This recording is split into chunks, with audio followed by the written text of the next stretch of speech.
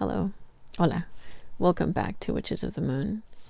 I am the Humble Apprentice, your Friday host. This is season 11, week 19. And this week's topic is self-dedication. Is it necessary? You know, it's a private choice, obviously, right? But in my opinion, it is very important because it's a commitment,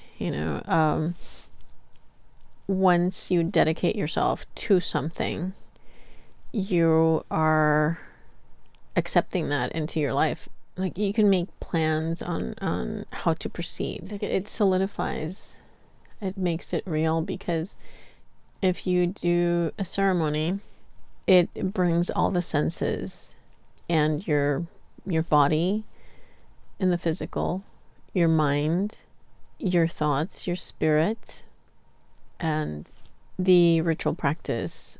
So it makes everything actual. It's not just a concept. This is my path, but it makes it so you bring everything into a concrete reality. That is my opinion. But there is no time limit. You can take years until you are actually sure of what path you're going to take, and or what deities you're going to be working with. You don't have to do it in any particular moment. You do it when you're ready. You need to be certain that you want to dedicate yourself to a particular path, to a particular deity or deities or pantheon. It has to be a calling. It has to be, what's in your heart. When you're ready, you'll know. Does it help to do it earlier? Yes, because the earlier you do it, the earlier you can start walking in a path towards achieving the goals that you want in that particular path. Self-dedication is something that I do believe is important, but like I said, it is your choice when you take that step, if and when you're ready to do it. I will read you a small excerpt from Scott Cunningham's Wicca, a guide for the solitary practitioner.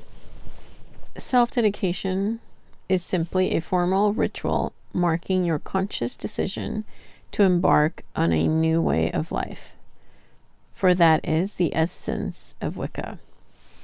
However, before even considering dedicating yourself to the deities, be certain of your intentions for so doing, and that you have studied Wicca to the point where you know it is indeed the right way for you. This means continued study. Read every book you can find on Wicca, the good ones as well as the bad. Subscribe to a Wiccan and pagan publication. Familiarize yourself with Wicca as far as you can, though some authors feel that their tradition is the only true tradition. Don't let this stop you from reading their works. Similarly, don't accept everything you read simply because it appears in print. In addition to reading, study nature. As you walk along the street, watch the birds flitting overhead, or bend down to gaze at an ant colony the way a mystic gazes into a crystal sphere. Celebrate the seasons and the phases of the moon with ritual. You may also wish to fill your soul with music. This may surprise you, but every religion is a sum of its adherents. It is, in a mystical sense, a step towards linking your personal energies with those of the goddess and god. It is a truly magical act, which, if properly done, can change your life forever. If you're hesitant, read this book again. You will know when you're ready. So what I read previously was from Scott Cunningham's Wicca, a guide to the solitary practitioner. But I think that what he says applies to any type of spiritual path that you might be interested in. Read as much as you can, find out as much as you can about it. Now, this is self-dedication, which means that you are not in a coven and that you're practicing and by yourself, and you will create the dedication ritual on your own. Not all witches are Wiccan, so there are other paths that are spiritual. Get as much information as you can from various sources until you find the one that fits you, that fits what your spiritual path is all about, what makes you feel good inside, what fulfills your soul's purpose.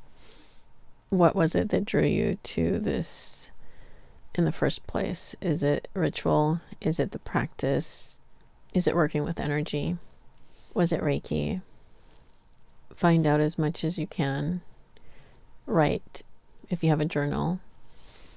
If you've had dreams regarding your spirituality, write them down. Figure out what it is that draws you towards your path so that you can find the books and articles and information that will guide you through, and you can find as much information about it to create your rituals and your dedication. But before you dedicate yourself to your path, wait until you're completely comfortable and sure that that is what you want to do, that you're ready. And when you are, create your ritual. I'm sure there is a lot more than just this book that you can reference for inspiration on creating a self-dedication ritual. Thank you very much for watching. I'm the Humble Apprentice here on Witches of the Moon.